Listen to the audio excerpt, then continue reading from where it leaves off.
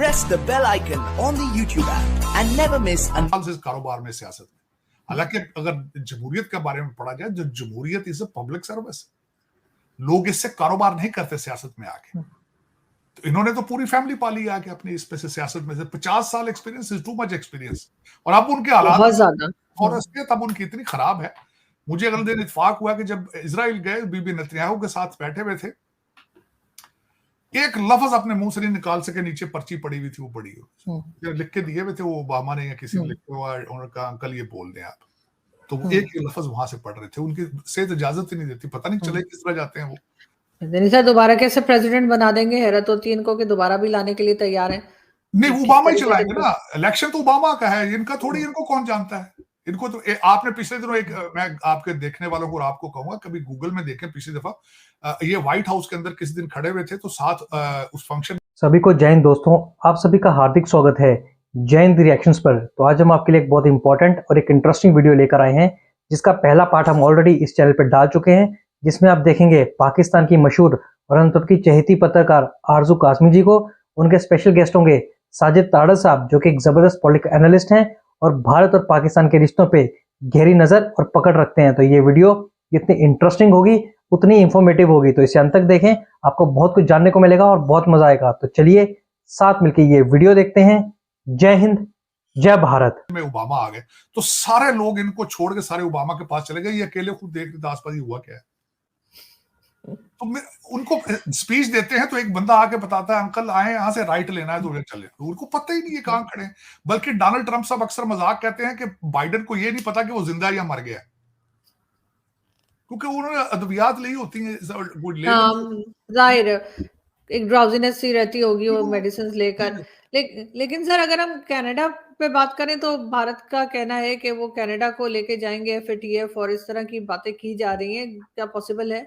Of course मैं कहता हूँ आप आरजू, क्योंकि आप पाकिस्तान में बैठी हैं, मुझे ये पता है कि कुछ ऑर्गेनाइजेशंस जो FATF है, IMF है, वर्ल्ड बैंक है, यहाँ पे भारत का बहुत ज्यादा इन्फ्लुएंस है, बहुत ज्यादा इन्फ्लुएंस। FATF में, बल्कि मैं समझता हूँ कि FATF में जितना सा पाकिस्तान रहा है, मैंने उस पर रिसर्च की थी कि FATF पे कि वहां कौन कौन से ममालिक का सबसे ज्यादा इन्फ्लुएंस है। Bharat is one of.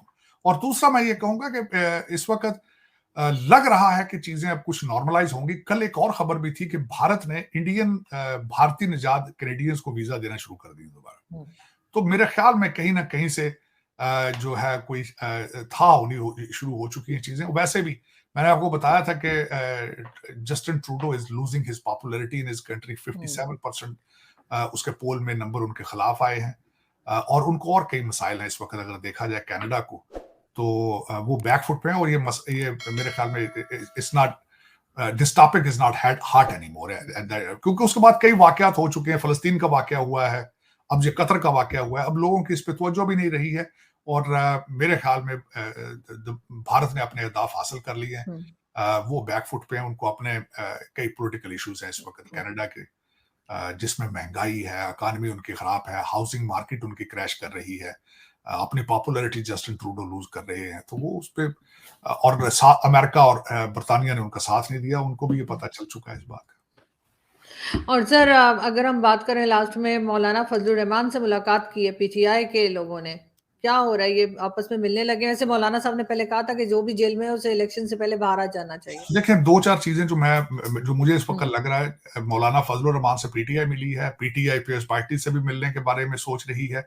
और दूसरी एक बात जो मैं जो देख रहा हूं, सारी पार्टियां मिलकर भी ये प्रोग्राम बना रही हैं, जो PDM की पार्टियां थी, कि कोई ऐसा सिस्टम बनाया जाए जिससे PTI को रिलीफ मिले और इलेक्शन में उनको हिस्सा लेने की इजाजत दी जाए। लेकिन आरजू जो कुछ भी कर लें, मुझे नहीं लग रहा कि पाकिस्तान के कोई अच्छे दिन आने वाले हैं। उसकी वजह यह है कि जितने लीडरान आपके मौजूद हैं, जितने लीडरान सियासी हों, दूसरे हों, वो भी लीडर ही होते हैं ना जो आपके इदारों को चलाते हैं। किसी ने आज तक इकॉनमी के बारे में बात नहीं की। किसी ने कोई रोड मैप ऐसा नहीं रखा कि उन्होंने बताया हो कि हम टेररिज्म को किस तरह कंट्रोल करें। किसी ने बात नहीं की। इलेक्शन को हल है। इलेक्शन किस चीज का हल है? इलेक्शन पहले नहीं हुए आपके मुल्क के अंदर, और कभी फेयर इलेक्शन नहीं हुए आपके मुल्क के अंदर। और जो जिस तरीके से पहले पूरा सिस्टम वही लाडला चेंज हुआ है, लाडले वाला कॉन्सेप्ट चेंज नहीं। जिस तरह पहले आप PTI के सामने सारा सिस्टम सर नगूं था, आज वो जो नून लीग के नवाज शरीफ जी। और सारी दुनिया देख रही है बहरहाल आपको कि आपके अदालतें कैसी हैं, आपका नैब किस तरह सरेंडर कर गया है, आपके इलेक्शन। अब देखें, सारी दुनिया को पता चल चुका है कि अगला प्राइम मिनिस्टर नवाज शरीफ होगा। अब इलेक्शन कराने की क्या जरूरत है भाई? कोई मकसद उसका रह चुका है। एक इलेक्शन जो इलेक्शन होने से पहले ही अपनी क्रेडिबिलिटी लूज कर चुका है, उसकी क्या क्रेडिबिलिटी नेशनल लेवल पर और इंटरनेशनल लेवल पर क्या उसकी रिस्पेक्ट होगी? और फिर अब तो लोग ओपनली कह रहे हैं कि 5 साल बाद आप इमरान खान को धो धा के फिर उसको ले आएंगे, कहेंगे नहीं ये ठीक हो गया, ये चिल्ले में गया था, ये ठीक हो गया। तो ये इस तरह तो कमेंट नहीं सर चलती। लोग तो ये भी कह रहे हैं कि नवाज शरीफ को कहा गया है कि वो और शहबाज शरीफ एक साथ कहीं ना जाएं, उनकी जान को खतरा है, थ्रेट्स आ रही हैं। तो कहीं ऐसा तो नहीं है कि नवाज शरीफ को कोई लोग जो है टीटीपी की तरफ से भी कहा जा रहा है कि खतरा है? कहीं ऐसा तो नहीं कि कोई वाकई में इस तरह की कोई बात, कोई हादसा तो नहीं होने जा रहा? आरजू, मेरे ख्याल में तो 25 करोड़ के लोग सभी को खतरा है। मुझे तो अलग, आपको भी खतरा, मैं तो आपके लिए भी परेशान रहता हूं। मुझे ये बताओ उस मुल्क में सेफ कौन है? हाँ, लेकिन ये है कि जिसको मारा जाता है देख देख के मारते हैं, गरीब आदमी को नहीं मेरा किसी ताकतवर आदमी को नहीं मारा जाता।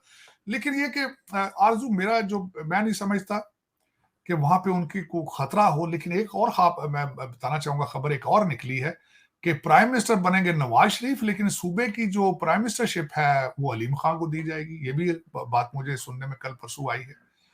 लेकिन ये कि मुझे नहीं लगता कि आपके हालात ठीक हों, क्योंकि किसी के जबान से, किसी जलसे के अंदर, नवाज शरीफ अगले प्राइम मिनिस्टर हैं, एक लफ्ज नहीं उन्होंने बोला इकॉनमी के बारे में किस तरह मैं चेंज करूंगा।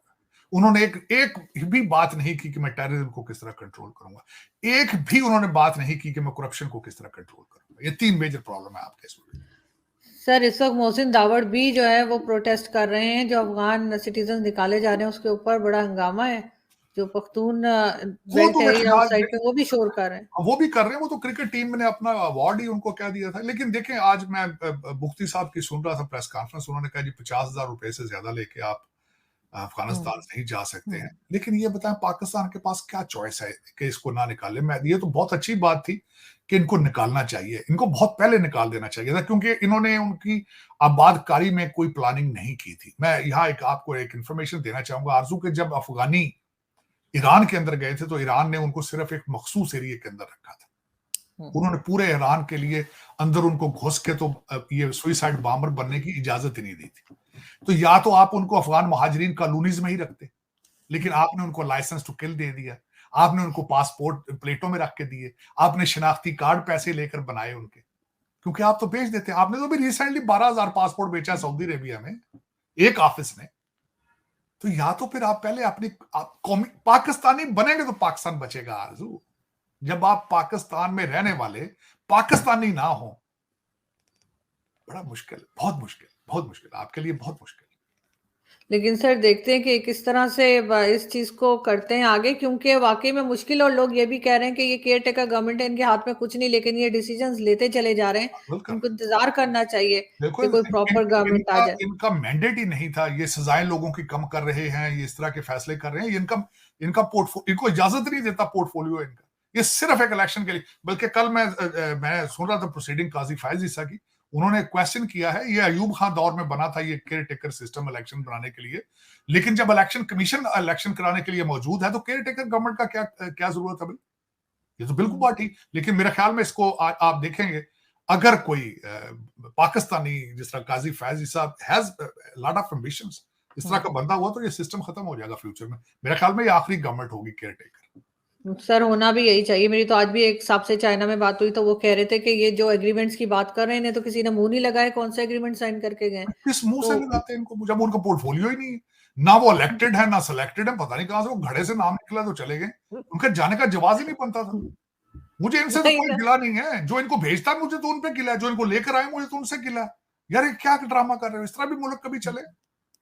कुछ सोचो तो सही, आपके पास ना खाने को ना पीने को है, और एक बंदे को जहाज दे दिया जहां सारी दुनिया का बिल्कुल पूरा चक्कर कंप्लीट किया उन्होंने। अमेरिका आए हैं, अफ्रीका, मिडिल ईस्ट, उसके बाद चाइना, पूरा ट्रिप उन्होंने कहा मुझे बचपन से शौक था कि मैं पूरी दुनिया का चक्कर लगाना है। यार अपने खर्चे पे लगा लो। और वो भी फ्री में लगाना है। बच्चे भी साथ ले गए, एफिल टावर में खाने खा रहे हैं। पता नहीं, मैं कोई पूछने वाला नहीं, बताने वाला नहीं। चले, बिल्कुल ऐसे ही कौन है। सा पहली दफा और आखिरी दफा हुआ है आरजू? 76 साल से यही ड्रामे कर रहे हैं आप, यही ड्रामे कर रहे हैं। सर जैसे आप कह रहे हैं कि आखिरी केयरटेकर गवर्नमेंट है, मुझे तो नहीं लगता, मुझे लगता है अभी ऐसे ही चलता रहेगा। बहुत शुक्रिया कि आपने आज ज्वाइन किया।